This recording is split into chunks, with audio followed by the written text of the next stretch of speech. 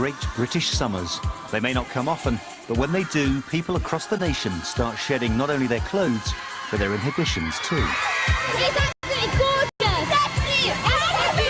That summer was an amazing experience. It was an amazing year. It's a time to challenge convention, cast out the old and bring in the new.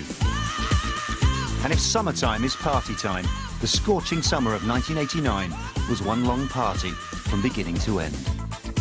Young people were turning their backs on the rat race and throwing themselves into a hedonistic rush of new music and new drugs. Acid House was as big as punk. It was as big a youth explosion as has ever taken place in this country. We are going to change the world. We're going to make everyone happy people. We're going to make everyone like us.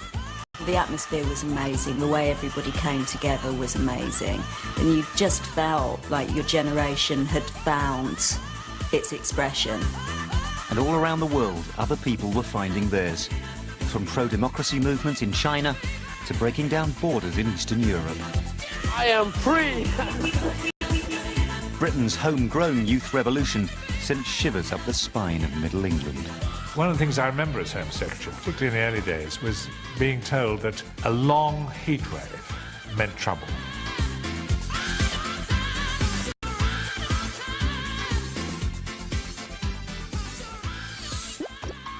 It was a time when what kind of job you could get, what kind of career you could follow, how you could make money, seemed to be most important.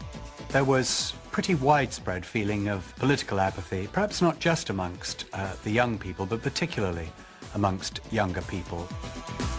It felt like nothing was ever going to change. We had the Iron Lady in charge, the lady who was not for turning, who was never going to change her mind about anything. We had 3 general elections in which she won by landslides. And there was a real sense that this is what life is now, just get used to it. But not everyone had a stake in this economic miracle. And while the rich were getting richer, the poor were worse off. For many, Thatcherism had a hollow ring. Around that time, we had Mrs. Thatcher saying there's no such thing as society. And it did seem to be that out there in the kind of big, wide political world, it was every man for himself. And there was a kind of breakdown, really, in people taking kind of responsibility for each other, or kind of feeling that we were all in it together. So this is how it feels to be lonely. This is how it feels to be small. Britain was a very grey, grim place. You know, I mean, now we think of people making lots of money in the city and sort of cocktails, Club Tropicana atmosphere, but that was very much a small elite of people in central London. Elsewhere, there wasn't a lot to do. There were an awful lot of restrictions. You felt boxed in. But by the summer of '89, young people were beginning to break free of these constraints.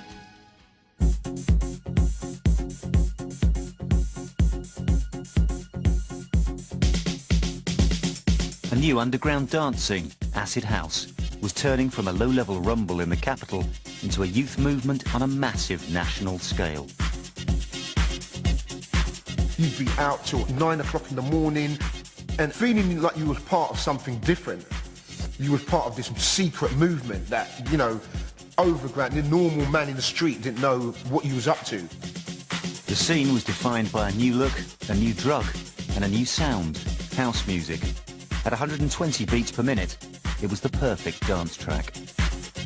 It wasn't hard to dance to Acid House. All you had to do is wave your hands in the air and jump up and down. So suddenly everybody could have a go. It was the first time I realised white people could actually dance.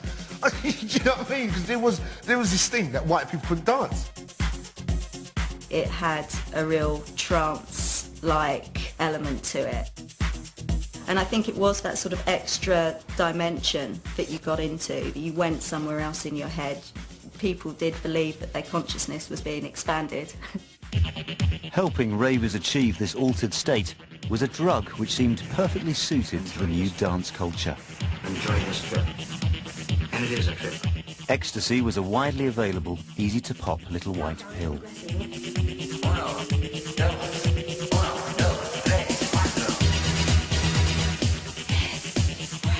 I think that a lot of different scenes come hand in hand with certain drugs, especially when you're talking about music, and as sad as that may seem, it's just fact.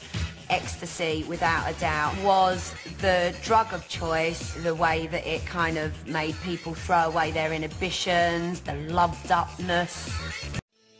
Like youth movements before it, the rave scene came with its own uniform. It was all about baggy, it was all about fluoro. Really, really bad taste clothes. We're talking the late 80s here.